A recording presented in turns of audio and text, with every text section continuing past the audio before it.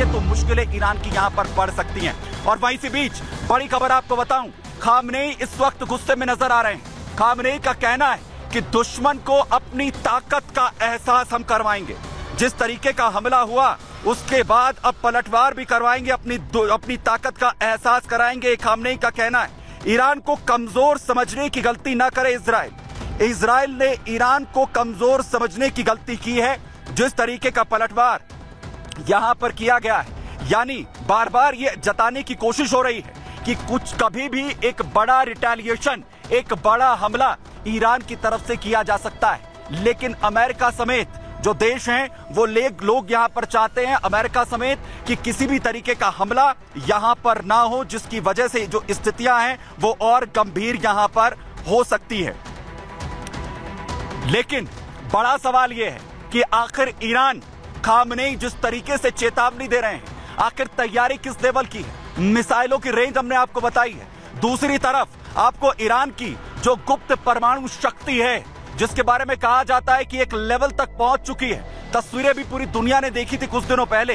कहा यह जा रहा है कि ईरान का जो यूरेनियम भंडार है वो 128 किलोग्राम तक पहुंच चुका है। बड़ी बात यह है कि ईरान के पास 3 गुना ज्यादा इससे यूरेनियम मौजूद है और इस यूरेनियम से 3 परमाणु बमों को बनाया जा सकता है, जिसके बेहद करीब ईरान बताया जाता है। ईरान के पास 60% शुद्ध यूरेनियम है।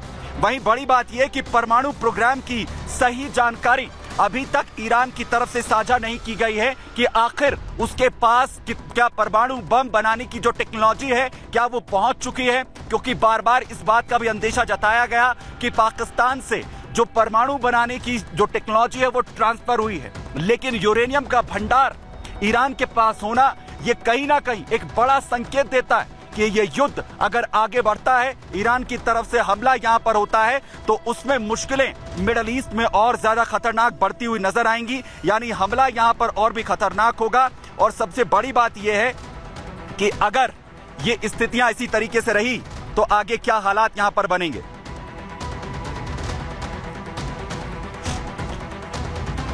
तो ये हुई बात मिडिल ईस्ट में जहां एक तरफ हालात तनावपूर्ण है, उधर भारत और चीन बॉर्डर पर ऐतिहासिक समझौता हुआ है। ब्रिक्स सम्मेलन में प्रधानमंत्री नरेंद्र मोदी और चीन के राष्ट्रपति शी जिनपिंग की मुलाकात होती है। एलएसी के देपतांग और डेमचोक, जिसके बेहद करीब हम हैं, यहां सेना हटाने का ऐतिहासिक फैसला लिया जाता है।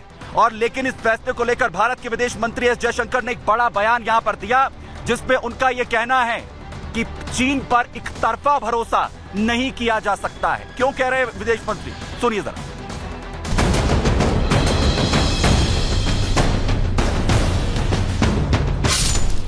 21 अक्टूबर को जब से रूस के कजान शहर में प्रधानमंत्री नरेंद्र मोदी और शी जिनपिंग के बीच वास्तविक नियंत्रण रेखा को लेकर जो समझौता हुआ है, उसकी चर्चा आज पूरी दुनिया में हो रही है। कहा जा रहा है कि प्रधानमंत्री नरेंद्र मोदी और चीनी राष्ट्रपति शी जिनपिंग की मुलाकात के बाद एलएसी पर सब कुछ ठीक हो जाएगा। लेकिन अब भारत के विदेश मंत्री एस जयशंकर के एक बयान ने खलबली मचा दी है। विदेश मंत्री एस जयशंकर ने पुणे में आयोजित एक कार्यक्रम में कहा कि चालबाज चीन पर भरोसा नहीं किया जा सकता, क्योंकि भारत ने जब जब चीन पर भरोसा किया है उसने हिंदुस्तान की पीठ पर छुरा ही घोंपा है। Today we have reached where we have. There are two reasons for it.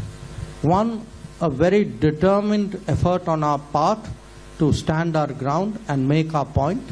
And the second is because actually in the last decade we have also improved our infrastructure. But I think the combination of all of this has led to where it is.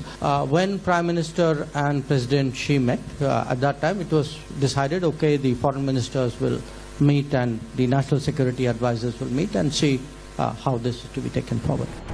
विदेश मंत्री S Jaishankar ने भले ही खुलकर चीन की पोल नहीं खोली, लेकिन उनका ये कहना कि आगे आगे देखिए होता है क्या, इस बात की तरफ इशारा करता है कि चालबाज चीन पर भरोसा करने में हिंदुस्तान का नुकसान है, क्योंकि चीन के धोखे से जुड़े तमाम ऐसे उदाहरण हैं जो ये बताते हैं कि चीन भरोसे के लायक नहीं है। उदाहरण नंबर 1, 1962 में हुआ भारत चीन युद्ध। चीन ने ये युद्ध ऐसे समय पर छेड़ा था जब भारत चीन पर भरोसा करने लगा था, दोस्ती के नए अध्याय लिखे जा रहे थे और हिंदी चीनी भाई भाई का नारा बुलंद किया जा रहा था। लेकिन तभी चीन ने भारत पर हमला करके पीठ में छुरा घोंपने का काम किया था। उदाहरण नंबर 2, साल 1965 का भारत पाकिस्तान युद्ध। 1965 में जब भारत पाकिस्तान के साथ युद्ध लड़ रहा था, तभी चीन ने भारत को नाथुला और जेलेप ला दर्रा खाली करने के लिए कहा था, जिसकी वजह से युद्ध के हालात बन गए थे और 1967 में भारत चीन के बीच टकराव हो गया था। लेकिन तब भारतीय सैनिकों ने चीन को मुंह तोड़ जवाब भी दिया था और कई चीनी सैनिकों को मार गिराया था। उदाहरण नंबर 3, 15 जून 2020 को हुई गलवान घाटी में हिंसा। चीन पर विश्वास न करने का सबसे ताजा उदाहरण गलवान घाटी हिंसा है। सभी ने देखा कि कैसे चीनी सैनिकों ने पूर्वी लद्दाख के पैंगोंग त्स्यो झील में कब्जा करने की कोशिश की थी और इस संघर्ष में भारत के 20 बहादुर जवान शहीद हो गए थे। ये वो तमाम उदाहरण बताते हैं कि चीन पर भरोसा नहीं किया जा सकता। हालांकि इस बार भारत पहले से ज्यादा तैयार है। भारत समझौते का ईमानदारी से पालन तो कर रहा है, लेकिन चीन की चालाकियों को देखते हुए अलर्ट भी है। जाहिर है कि चीन इस बार कोई चालबाजी नहीं दिखा पाएगा और मोदी के सामने चीन ने कोई षड्यंत्र रचा तो उसे इसका मुंह तोड़ जवाब भी मिलेगा। Bureau report, Republic Bharat. तो भारत सरकार पूरी तरीके से अलर्ट है कि आंख बंद कर जो भरोसा है वो नहीं किया जा सकता है और इसीलिए एक बड़ा चैलेंज भी है। लेकिन एक मजबूत समझौते को लेकर भारत सरकार चीन के साथ आगे बढ़ रही है और डिसएंगेजमेंट की जो पूरी प्रक्रिया है वो शुरू हो चुकी है। 29 तारीख तक जो इंफ्रास्ट्रक्चर वहां पर बिल्ड किए गए थे, दोनों सेनाएं उन्हें लगातार एक के बाद एक यहां से हटाती रहेंगी। संग्राम में आज के लिए इतना ही, दीजिए इजाजत, धन्यवाद।